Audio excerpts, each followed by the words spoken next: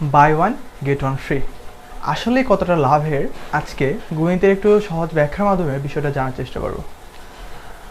সামনে তো ঈদে তো আমরা সকলে শপিং করি, দেখা গেল একটা শপিং কমপ্লেক্সে একটা অফার দিছে, একটা শার্টের দাম 1000 টাকা। কত? 1000 টাকা। আপনি 1000 টাকা দিয়ে যদি একটা শার্ট কিনেন তাহলে আপনাকে আরেকটা শার্ট ফ্রি দেওয়া হচ্ছে। তাহলে 1000 টাকা আপনি কয়টা শার্ট পাচ্ছেন? দুইটা। 1000 টাকা কয়টা পাচ্ছেন? দুইটা।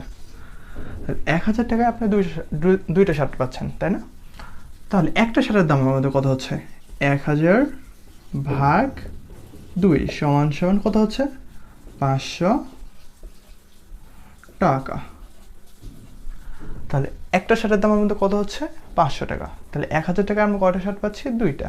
তাহলে একটা শার্টের দাম 500 টাকা। তাহলে শতকরাভাবে কত টাকা হচ্ছে? শতকরা হিসাব করতে গেলে আমরা কি পাই দেখি। শতকরা, তাহলে একটা শার্টের ক্ষেত্রে আমরা কত পার্সেন্ট ডিসকাউন্ট পাচ্ছি সেটা এখন দেখবো। একটা শার্টের দাম কত ছিল? 500। দুইটা কত দিয়ে কিনছিলাম?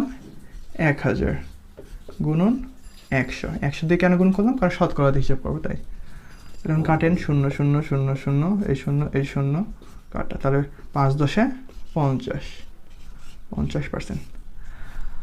তাহলে buy one get one free মানে হচ্ছে আপনি একটা প্রোডাক্টের উপর 50% ডিসকাউন্ট পাচ্ছেন।